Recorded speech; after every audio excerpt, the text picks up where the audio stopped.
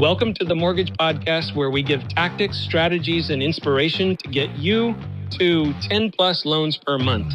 We talk a lot about how to make a ton of money in mortgage while also being happy and thriving in your personal life. If you want to be a mortgage millionaire, you're in the right place.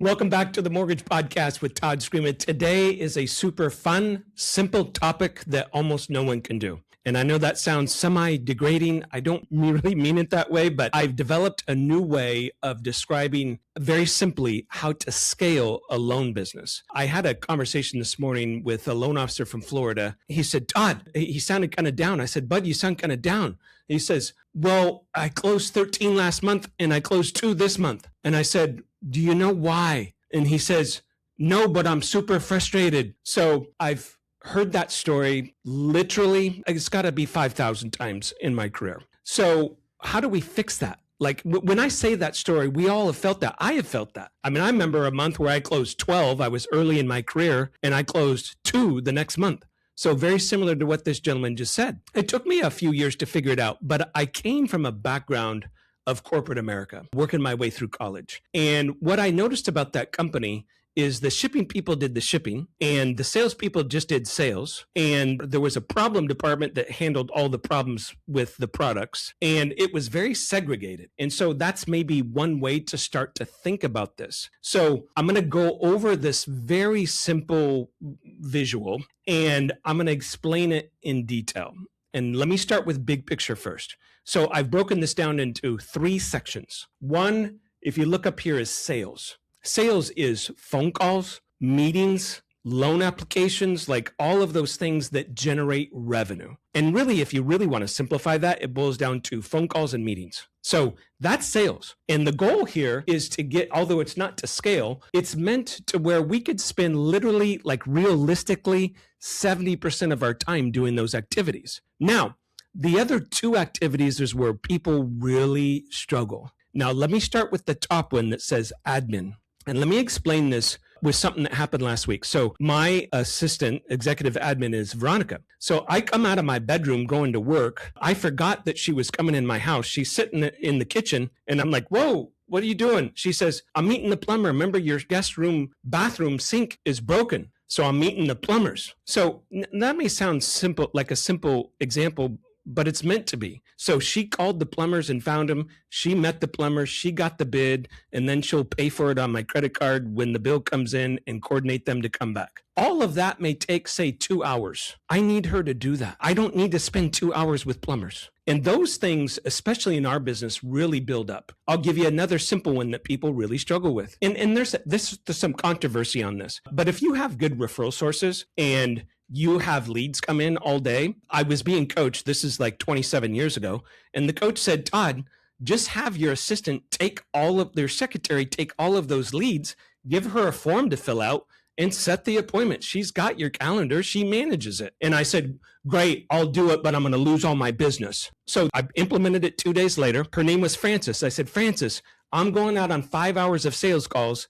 We went over this script. You just got to fill it out. She was very sweet over the phone, like a grandma type. So I'm like, just ask them all these questions and set the appointment. If they have above this credit score and they make above this income, set the appointment. Any that you're questioning about, schedule a 10-minute meeting at 2:00 every day. And when I get back from in the field, we'll spend 10 minutes on any question marks you have based on their credit reports or they're self-employed, things like that. And I will tell you to set the appointment or not. And then, after you set an appointment, hey, update the agent via email, update the agent via phone call, run the credit report. Like there was tasks that she had to do with every single lead. So I got back that first day from in the field and I said, Frances, how'd it go? She said, well, I don't know if this is that good or not, but I set 5 appointments. I said, let me see the credit reports and the page you filled out, the pre-qual form. I looked at them all. I'm like, yeah, those are all good appointments that you set, or at least they appear to be. Great job. Here's what occurred to me leaving the office at 6:00 that night instead of 8:00.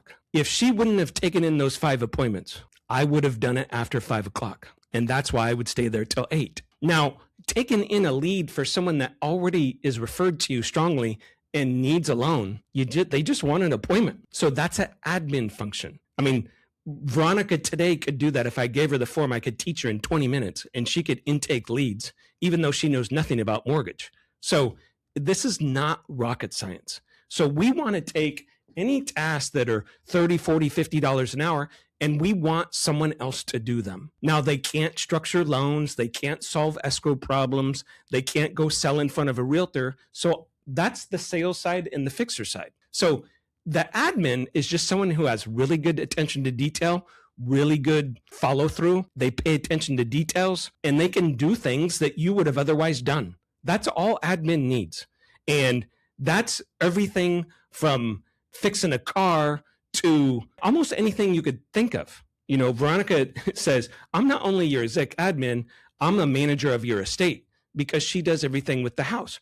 Well, that's fine. I told her a couple times, your job description is anything that saves me time. So checking all my emails, that saves me time, right? Printing out the ones that I need to respond to or flagging them electronically, that saves me time. That alone probably saves me an hour a day.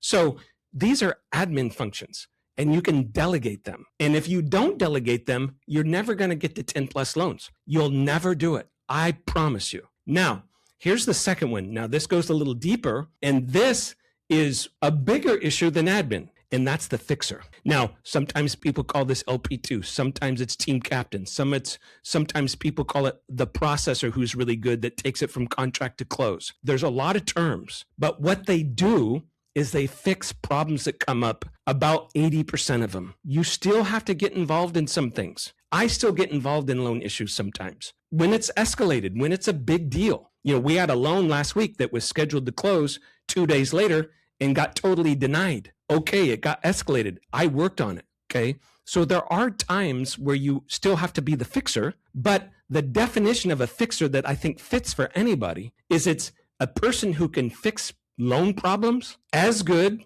or better than you. A person that can fix loan problems as good or better than you. I don't care what you call him. You shouldn't call him a fixer. I'm just doing this for explanatory purposes, but that's the idea. If you get this 3-person team, you're going to close 10, 15, 20 loans. Now, generally, these people, one of them needs to be licensed. So, you know, there's details to all of this. But the point of this podcast is to get through to people that you can delegate. There's a book on this if you want to go deeper called Who Not How. I think it came out about 8 years ago. It's a book to all entrepreneurs that says, look, if you're running a business, and when you're in 100% commission sales, you're running a business, is you got to have a who person. And people are like, what do you mean?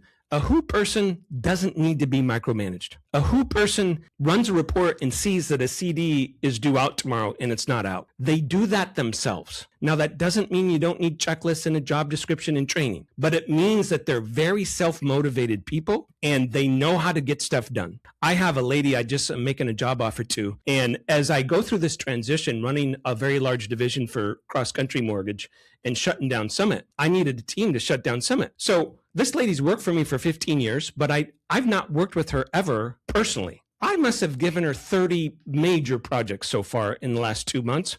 She gets them all done on time or ahead of schedule, all the details figured out. I don't care if it's new software, negotiating a contract, diminishing licenses, compliance issues, whatever. She's a who person. She's so good, I offered her a job because I'm like, she's amazing. Now, here's the rebuttal to some of this. One of the biggest ones is, Todd, I can't find those people. And my answer back is always, how many hours have you spent? So if you hire a who person that's going to spend you, or a fixer in this case, if you're going to hire someone that's going to save you 15 or 20 hours a week, you're going to have to put some effort into it. So yeah, you're going to have to call people. Yeah, you're going to have to post on Facebook and Instagram. Yeah, you're going to email your database. You're going to spend 5, 6, 8 hours to find the person, and then another 15 hours doing interviews to find the one. But if you do the math and that person saves you 20 hours a week times 50 weeks a year, that's 1,000 hours saved of work. There's only 2,000 hours in a work year. So this person and this person are paramount to your business. They're paramount. And what happens is our ego tells us we can do it all. And all that's going to happen with that every time is you're going to miss the baseball game and be frustrated. You're going to resent your job and burn out. You're going to not take vacations. Or worse, you're going to be working on vacation. That always cracks me up. I went on vacation. My spouse got mad at me. Why? Because I was working 6 hours a day in the hotel room. That's not a vacation. You're working, and your body and your brain needs to let go. It needs to shut off. I was in Disney World for a family trip 2 weeks ago for a week. I didn't return one text. I didn't return an email. I take that back. I did have to approve a couple wires. So I did have to do that. Took like 10 seconds just because of the shutdown stuff. But zero conversations. Zero. And people are like, well, Todd, you could do that because you're 30 years.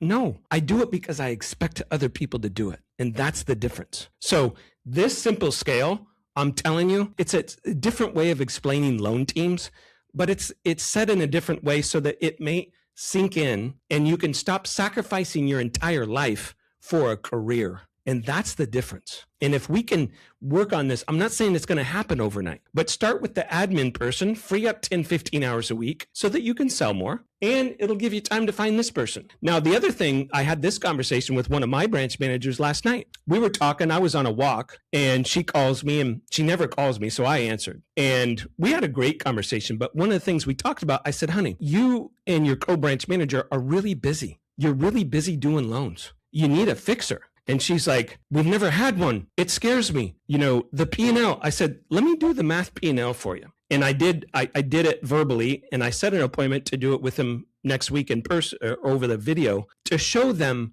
that if you're saving yourself 30 hours a week, it's worth the $8,000 a month all day. You tell me you're not going to do 2 more loans a month? And then she said towards the end, she got a little emotional. She says, well, Todd, I am a mother of 2 small children as well. And I said, yes, you are. And when you go to your grave, you don't want them to say, Mommy wasn't really there. She missed this, she missed that. She's pretty balanced, so she fights that. But this is going to give her a lot of time, so much more time. And you will fill the void. If you're a professional person, you're not going to go play golf on Wednesdays with that time. You're going to say, look, I can get home at 5:30 now because someone else is fixing all the problems, or 80% of them. And that's how, once you gain that confidence, I see people go through this. It takes years to get them there, which is why I'm passionate about this subject. And then after they do it, they're like, I'll never not have that person again, like ever.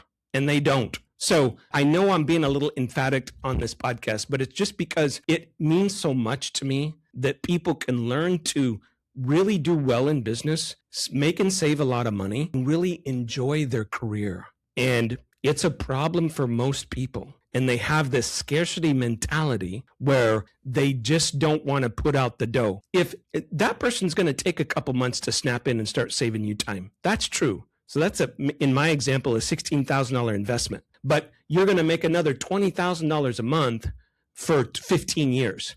Do the math, right? So you got to be willing to invest in really good people.